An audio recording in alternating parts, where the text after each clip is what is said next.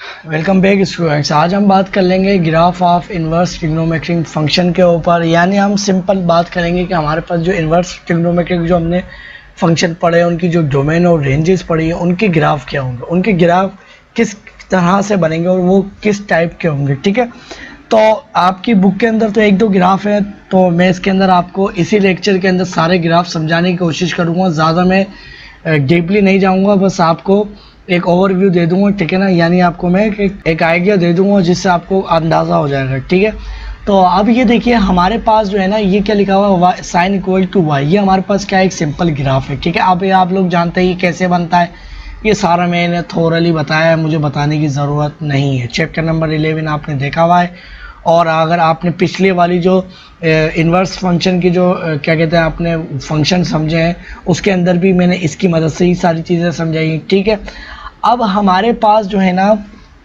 जो inverse function अगर होगा, अगर उसको मैं रेड पेन से लिखता हूँ। ठीक है, मैं कहता हूँ कि मेरे पास जो है ना, हमारे पास, बल्कि एक काम कर लेता हूँ, इसको मैंने थोड़ा सा ना, इसको मैं सही करके लिख लेता हूँ। ठीक है, इसको मैं सही करके लिख लेता हूँ।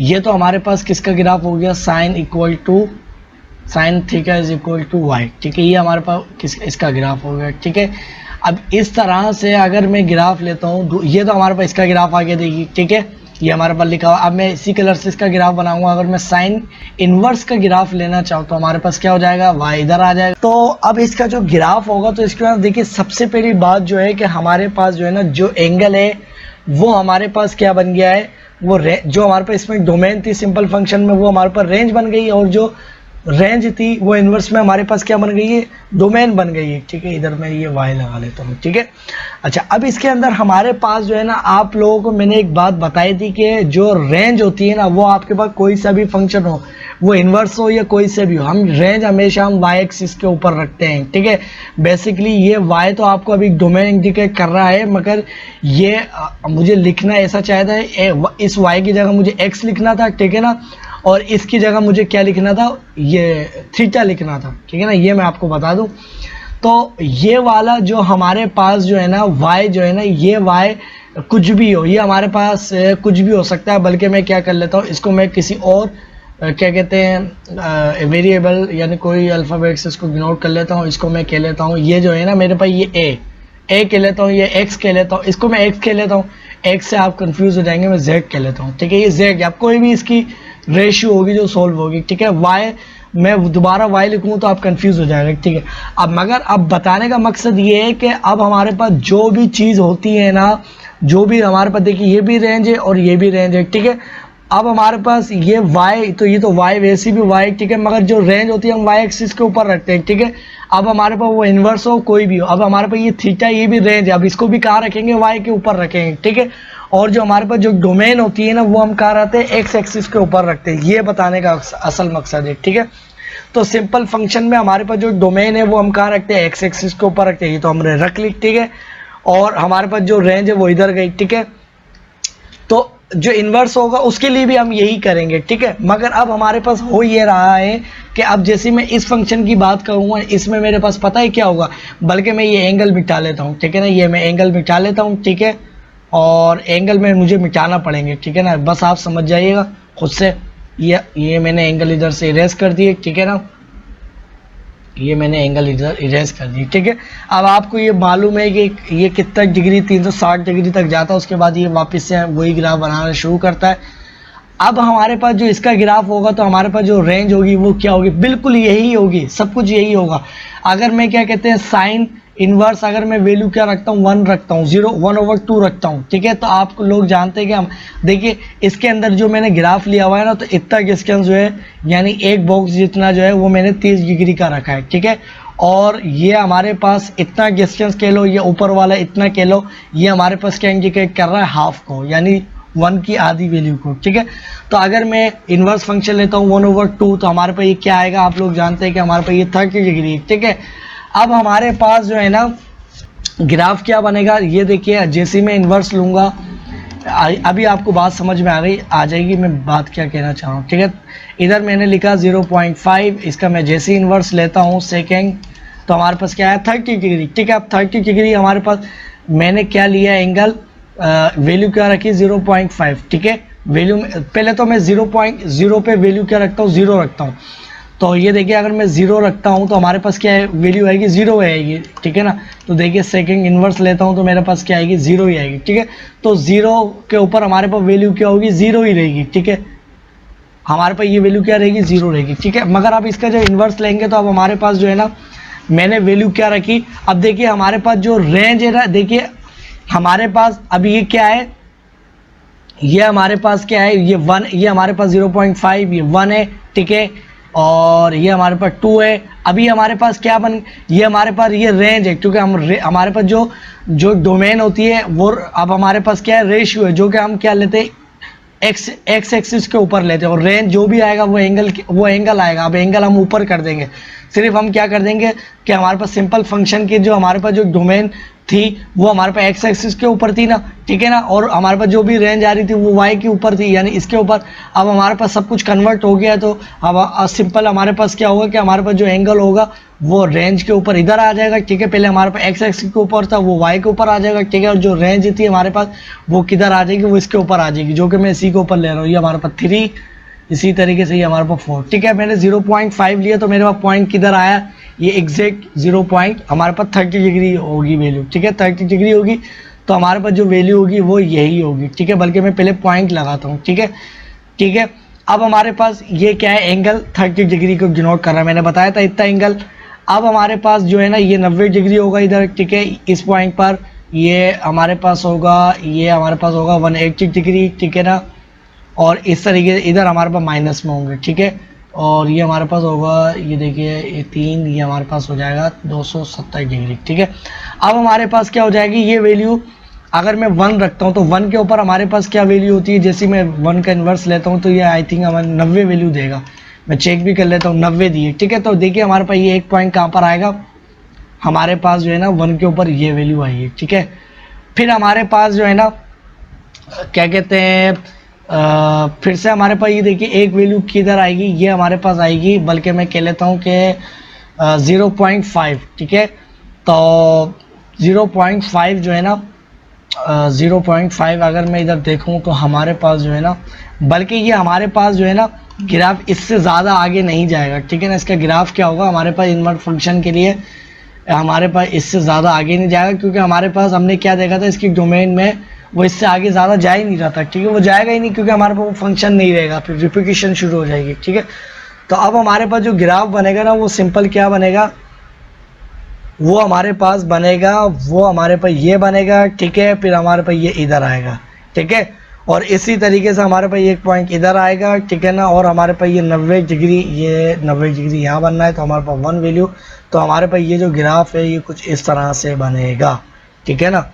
तो ये समझ लीजिए ये हमारे पास सिंपल ऐसा बनेगा। अगर आप देखें तो ये हमारे पास ऐसे जा रहा है और ये वाला ऐसे जाएगा, ठीक है ना। ये जाएगा नहीं, बस मैं आपको बता रहा हूँ, ठीक है ना। वो क्यों नहीं जाएगा, क्योंकि हमने इसकी डोमेन और रेंज देखी इन्वर्स की, वो कहाँ तक होती है, 90 डिग्री तक होती है आई थिंक। अब देख लीजिएगा, तो मेरे तो अभी जहन में नहीं है, ठीक है।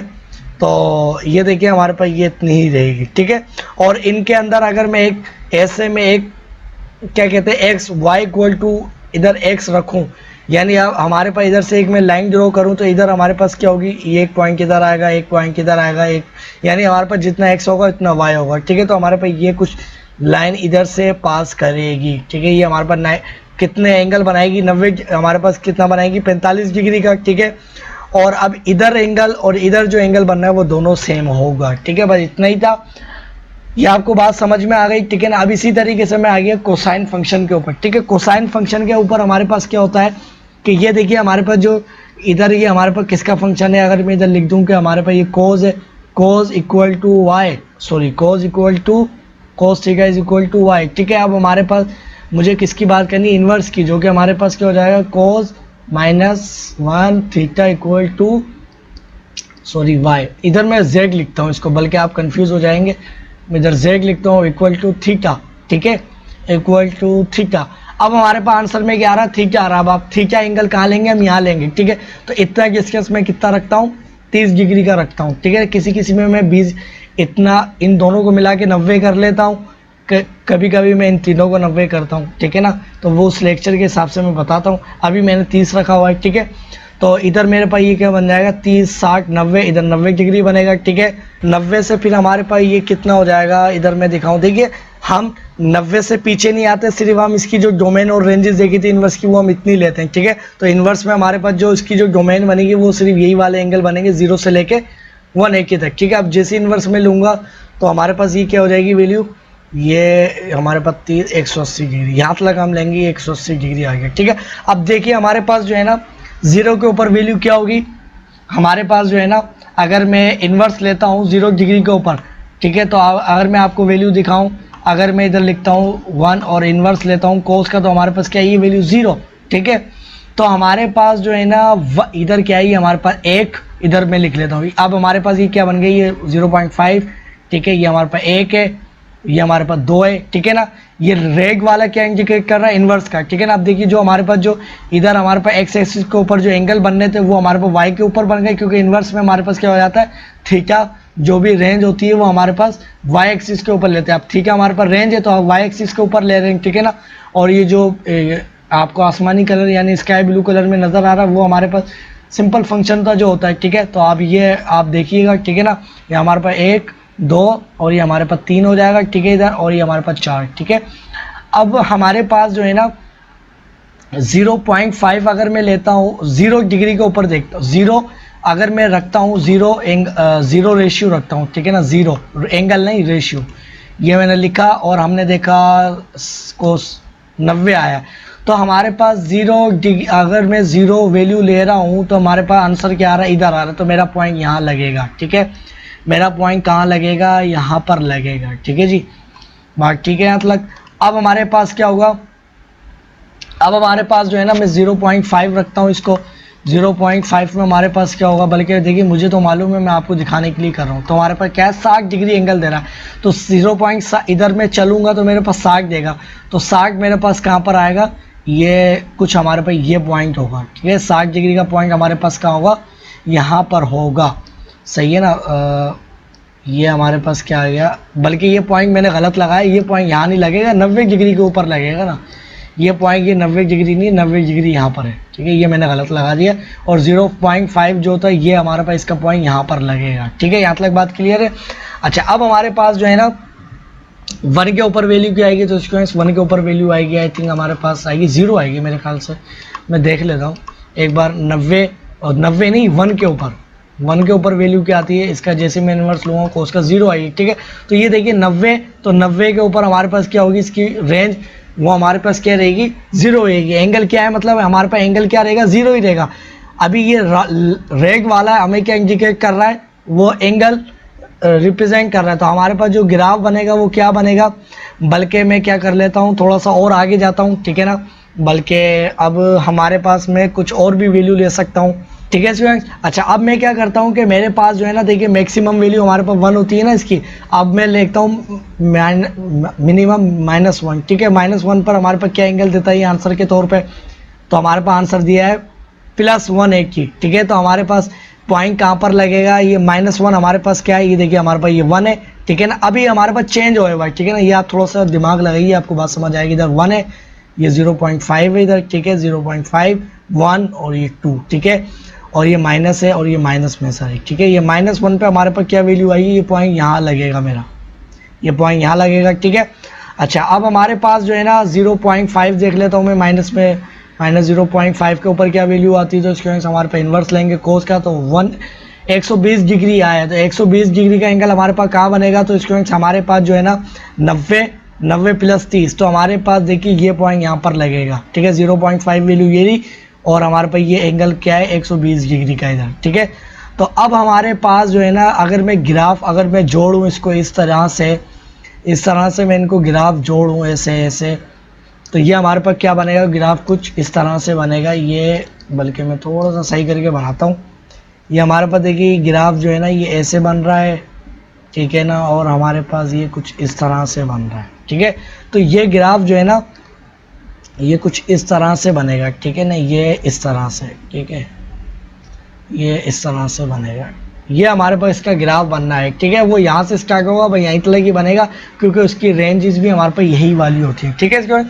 तो आपको बात थोड़ी अब समझ में आ गई होगी, ठीक है ना। अगर मैं आपको इसी तरीके से साइन और क्या कहते हैं, आपको मैं टेंजेंट का और कोटेंजेंट का दिखा दूँ, तो स्टूडेंट्स देखिए, अगर मैं टेंजेंट का सिंपल फंक्शन दिखाऊँ तो वो हमारे पास किसके बराबर होता है, वाई के बराबर होता है, ठीक है ना। तो अगर मैं इधर लिख दूँ एक्स, तो ये देखिए मेरे पास ये आ गया सिंपल फंक्शन, ठीक है। ये हमारे पास क्या आ गया, सिंपल फंक्शन। अब मैं क्या करता हूँ, इनका इन्वर्स कर लेता हूँ, ठीक है ना। अब जैसे मैं इनका इन्वर्स करता हूँ ना, तो मेरे पास क्या होता है, अब मैं जैसे इनका इन्वर्स करता हूँ तो मेरे पास y इक्वल टू 10, ठीक है ना। और ये देखिए मेरे पास 10 आ गया, ठीक है। और माइनस हमारे पास क्या होगा, -1, ठीक है, -1, सॉरी -1 नहीं, ये मैंने गलत कर दिया है, इसकी पावर -1 लेनी है, माइनस, ठीक है। और हमारे पास x। अब ये देखिए हमारे पास ग्राफ जो है वो कैसे जा रहा है, क्योंकि हमने इसकी जो डोमेन और रेंज पढ़ी थी वो साइन फंक्शन की, वो हमारे पास क्या होती है, हमारे पास +∞ और -∞ तक जाती है। तो देखिए वो ही है बिल्कुल, ठीक है। मगर अब हमारे पास क्या हो गई है, हमारे पास ये हॉरिजॉन्टल हो गई है, ठीक है। क्योंकि हमारे पास जो इसकी जो डोमेन, जो हमारे पास जो फंक्शन, इसका जो हम इन्वर्स लेते हैं टेंजेंट का, यानी हम सिंपल जब फंक्शन लेते हैं तो हमारे पास क्या होता है, आंसर में क्या आता है, रेशियो आती है, वो ऊपर की जानिब आती है। अब हमारे पास रेशियो क्या आ रही है से, अब हमारे पास एंगल आएगा। अब एंगल हम वाई के ऊपर रखेंगे, तो अब हम एंगल जो होगा वो हमारे पास क्या होता है, हमने पढ़ा था कि हमारे पास वो हम आई थिंक 90 डिग्री से ऊपर नहीं जाते, ठीक है ना। तो देखिए 90 डिग्री से ऊपर नहीं जा रहा है, ठीक है ना। और हमारे पास जो एक्स एक्सिस के ऊपर क्या रखते हैं, डोमेन है। तो मैंने क्या कहा था, डोमेन हम कोई भी रियल नंबर पुट कर सकते हैं, ठीक है। इसी तरीके से हमारे पास साइन, क्या कहते हैं, साइन का इन्वर्स, कोसाइन का इन्वर्स, टेन का, कोटेंजेंट का इन्वर्स। अब आप खुद से सोचिए, सिर्फ सिंपली होगा ये कि हमारे पास जो है ना, आप जब कोई सा भी इसके ऊपर साइन फंक्शन या कोसाइन फंक्शन लेंगे ना, तो आपके पास ये सिर्फ क्या कर देगा, जो आपके पास ये सिंपल फंक्शन था ना, तो हमारे पास ये आंसर क्या आ रहा था, इधर मैं y नहीं लिखता हूँ, कोई भी आंसर इधर लिख देता हूँ, बल्कि y से आप शायद कंफ्यूज हो जाएंगे। इधर मैं लिख लेता हूँ ये z, ठीक है। ये आपके पास क्या था, z आपके पास रेंज आई थी, तो आप इसको किधर रखते हैं, y की जानिब रखते हैं, ठीक है। अब जैसे इन्वर्स लिया तो आपके पास z क्या बन गया, डोमेन बन गया, और जो एंगल था वो आपके पास क्या बन गया, रेंज बन गया। अब एंगल आप क्या कर लेंगे, सिर्फ आपके पास एक्स एक्सिस के ऊपर होते हैं ना सिंपल फंक्शन के लिए, जो ये वाला है, आप उठाकर उसको किसके ऊपर लेके आ जाएंगे, इसके ऊपर y की तरफ लेके आ जाएंगे। और जो आपके पास जो रेशियो थी वो इसके ऊपर होती है ना, अब वो डोमेन बन गई है, तो डोमेन हम कहाँ रखते हैं, एक्स एक्सिस के ऊपर। तो वो सिंपली आप क्या करेंगे, इसके ऊपर उठाकर लेके आ जाएंगे सारे फंक्शनों की। अब यही एक्शन परफॉर्म करेंगे, यही वर्क करेंगे, तो आपको बात समझ में आ जाएगी। खुद से प्रैक्टिस कीजिएगा, इसको आप 2 मिनट रोक के खुद से सोचिए हो क्या रहा है, ये चक्कर क्या है सारा। आप खुद से रोक के अपने इमेजिन करिए और खुद से सोचिए, फिर आपको बात समझ में आएगी क्या बात मैं कह रहा हूँ, ठीक है। इसमें तो आपको बात अच्छी तरह से समझ में आ गई होगी, ठीक है। तो अब हम बात करते हैं इसके कुछ एप्लीकेशंस के ऊपर।